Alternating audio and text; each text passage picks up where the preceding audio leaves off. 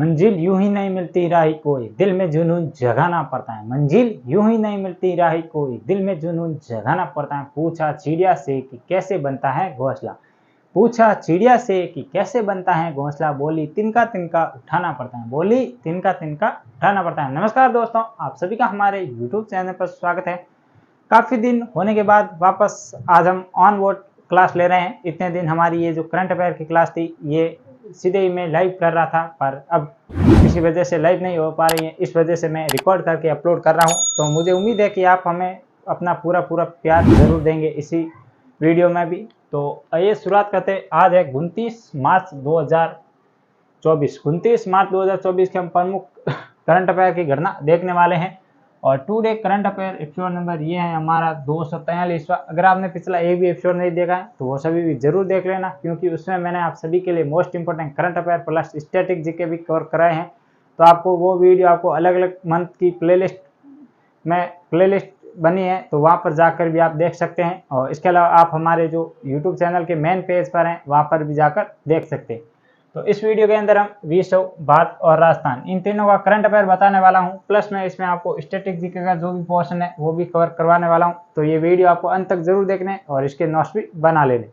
तो ये शुरुआत करते हैं। आज का पहला क्वेश्चन है, हाल ही में अभय ठाकुर को किस देश का भारतीय राजदूत नामित किया है? तो आपको ये बताना है कि हाल ही में जो अभय ठाकुर है इनको किस देश में भारतीय जो राजदूत है वो नियुक्त किया गया है। अब आप सभी को पता होगा कि राजदूत क्या काम करता है। अगर आपको प्राचीन काल में कुछ ग्रंथ का अध्ययन किया है तो उसमें भी राजदूत हुआ करते थे, जो कि एक राज्य से लेकर दूसरे राज्य में जो वार्तालाप हो रही थी या कोई संधि से लेकर या कोई समझौता हो रहा था तो उन्हें कौन हैंडल करता था, तो वो जो ये राजदूत थे वो ही करते थे। और उसी को मतलब आधुनिक युग में यही है कि अब अन्य देश में उस देश का राजदूत होगा। जैसे किसी मान लो किसी देश में कोई आपदा आ गई तो आप किससे जाकर कहेंगे कि हमें यहाँ से बचे, तो आप वहाँ पर जो एम्बेसी बनी होती है या जो वहाँ पर राजदूत कार्यालय बना हुआ है तो वहाँ पर आप जाकर वो ये शिकायत कर सकते हैं, तो आपका निवारण त्वरित हो सकता है।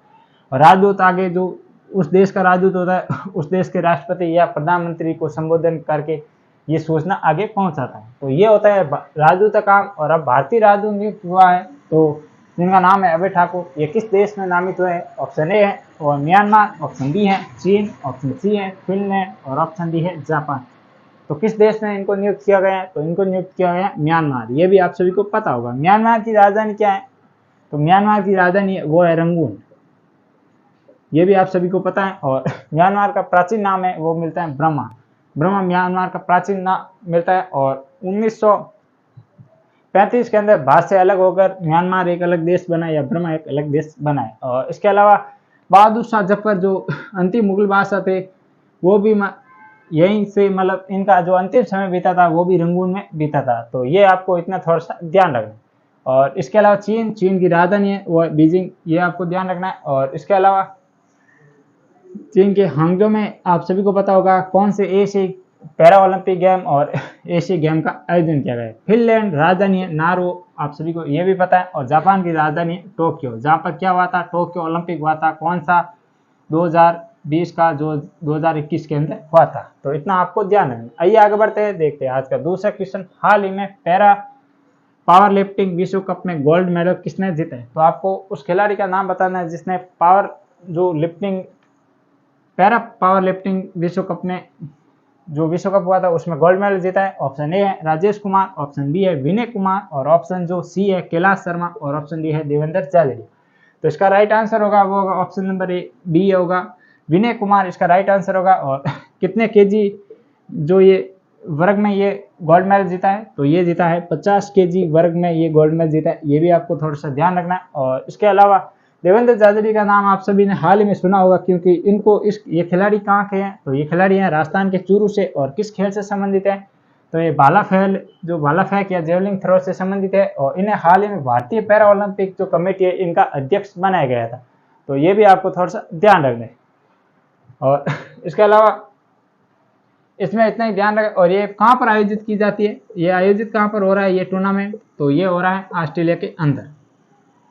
आइए आगे बढ़ते हैं, देखते हैं आज का तीसरा क्वेश्चन। हाल ही में पीयूष आनंद को किस संस्था या बल का महानिदेशक नियुक्त किया गया है? तो आपको ये बताना है जो पीयूष आनंद है इसे इनको किस संस्था का प्रमुख नियुक्त किया गया है? ऑप्शन ए है वो है एनडीआरएफ, ऑप्शन बी है वो बीएसएफ, ऑप्शन सी है सीआरपीएफ और ऑप्शन डी है डीआरडीओ। चारों संस्था मोस्ट इंपोर्टेंट होने वाली है आपके एग्जाम की दृष्टि से। और इसके अलावा पीयूष आनंद को किस संस्था का महानिदेशक नियुक्त किया गया है? तो ये किया गया है एनडीआरएफ। ये आपको इतना ध्यान रखना है। एनडीआरएफ फुल फॉर्म क्या होती है? नेशनल डिजास्टर रेस्पॉन्स फोर्स, ये इसकी फुल फॉर्म होती है। और ये जो फोर्स है कब काम आती है? जबकि देश में कोई आपदा आ जाए, जैसे प्राकृतिक आपदा आ जाए, तो सबसे पहले एनडीआरएफ है इनको सूचित किया जाता है और ये सबसे पहले वहां पर पहुंचकर ऑपरेशन शुरू कर दे। इसके अलावा ऑप्शन नंबर बी है बीएसएफ, इसकी फुल फॉर्म होती है बॉर्डर सिक्योरिटी फोर्स। और इसके अलावा उसकी स्थापना कब हुई थी? तो 1960 के अंदर इसकी स्थापना हुई थी। मुख्यालय कहाँ पर है? तो इसका मुख्यालय वो है नई दिल्ली के अंदर। और CRPF central reserve police force, ये भी आपको ध्यान रखना है। ये वो पुलिस होती है जो कि भारत के प्रमुख जो इंडस्ट्रीज एरिया है उनकी सुरक्षा का कार्य भी सीआरपीएफ द्वारा किया जाता है। और इसके अलावा जो एयरपोर्ट में सुरक्षा का जो जिम्मा है ये भी सीआरपीएफ को दिया जाता है।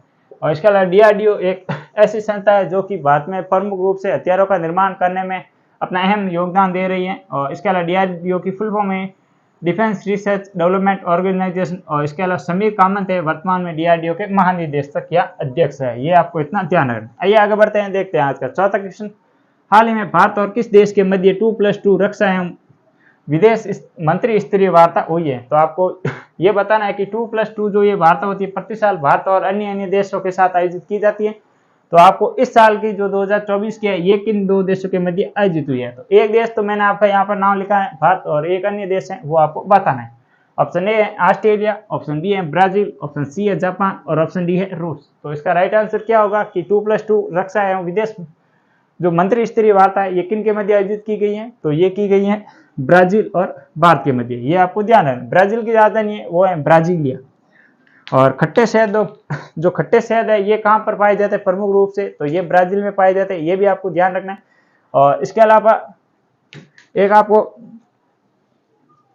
महत्वपूर्ण फैक्ट बता दिया जाए कि एक ऐसा आइलैंड है जहाँ पर सभी प्रकार के सर्प पाए जाते हैं, या जिसे स्नेक आइलैंड कहते हैं, ये भी ब्राजील के अंदर है। ये भी आपको ध्यान रखना। और ब्राजील के कौन है वहाँ के राष्ट्रपति? तो लीला दा सिल्वा, ये ब्राजील के राष्ट्रपति है। ये भी आपको ध्यान रखना है। और इसके अलावा ऑस्ट्रेलिया राजधानी है कैनबरा, सिडनी यहाँ का प्रमुख पर्थ सिडनी, ये इत्यादि यहाँ के प्रमुख शहर हैं। और इसके अलावा जापान राजधानी मैंने आपको बता दी टोक्यो। और फूमियो किशिदा कौन है? वर्तमान में जापान के प्रधानमंत्री है। ये भी आपको ध्यान रखना। और इसके अलावा रूस की राजधानी है वो है मॉस्को। और हाल ही में 5वीं बार व्लादिमीर पुतिन है जो कि वहाँ के वर्तमान वापस राष्ट्रपति बने। तो ये भी इतना आपको ध्यान रखना।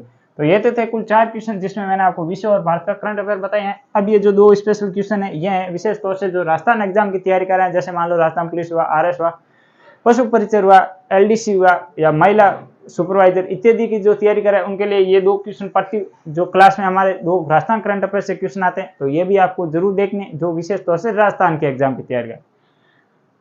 आइए आज का 5वां क्वेश्चन। हाल ही में सबसे बड़ा डंपिंग यार्ड हाल ही में देश का सबसे बड़ा डंपिंग यार्ड राजस्थान में कहाँ बन रहा है? तो आपको ये बताना है, क्योंकि ये जो इंडिया का करंट अफेयर भी बनता है और राजस्थान का करंट अफेयर भी बनता है। ऑप्शन ए है वो किशनगढ़, ऑप्शन बी है जयपुर, ऑप्शन सी है जोधपुर और ऑप्शन डी है बीकानेर। तो हाल ही में कहाँ बन रहा है देश का सबसे बड़ा डंपिंग यार्ड? तो ये बन रहा है किशनगढ़। ये भी आपको ध्यान रखना। और किशनगढ़ में किसकी मंडी है? तो मार्बल की मंडी है। ये भी किशनगढ़ के अंदर है। ये भी आपको इतना ध्यान रखना। और इसके अलावा जयपुर आप सभी को पता होगा पिंक सिटी के नाम से जान जाती है। और 2019 के अंदर विश्व धरोहर के अंदर कौन सा शामिल हुआ था? यहाँ का स्थल जयपुर परकोटा को शामिल किया गया था। और इसके अलावा जोधपुर ब्लू सिटी के नाम से जाना जाता है और मेहरानगढ़ दुर्ग जोधपुर के अंदर स्थित है। ये भी आपको ध्यान है। और इसके अलावा राजस्थान का जो ताजमहल कहा जाता है जसवंतथाला, ये भी जोधपुर के अंदर स्थित है। बीकानेर आप सभी को पता होगा राव भिक्खा द्वारा बीकानेर की स्थापना की गई थी। और जूनागढ़ का जो किला है वो बीकानेर के अंदर स्थित है। और इसके अलावा आज का 6वां क्वेश्चन है, किस देश के राष्ट्रपति जिनका नाम क्या है थर्मन संगमुंगरत्नम को राजस्थान का दौरा किया है? तो आपको ये बताना है जो थर्मन संगमुंगरत्नम है ये किस देश के राष्ट्रपति है? तो इसका आंसर मैंने डायरेक्ट यहाँ पर आपको लिखा मिलेगा सिंगापुर। ये आपको इतना ध्यान रखना। तो ये थे आज के कुल 6 क्वेश्चन और इसका फुल डिटेल से एनालिसिस। वीडियो कैसा लगा मुझे कमेंट बॉक्स में जरूर बताना। वीडियो को लाइक और चैनल को अभी तक आपने सब्सक्राइब नहीं किया तो वो भी जरूर करें और अपने दोस्तों को ज़्यादा से ज़्यादा इस वीडियो को शेयर करें ताकि वो भी ये वीडियो देख सके। तो आज के लिए इतना ही, कल फिर मिलेंगे इसी जोश और जुनून के साथ। तब तक के लिए जय हिंद जय भारत।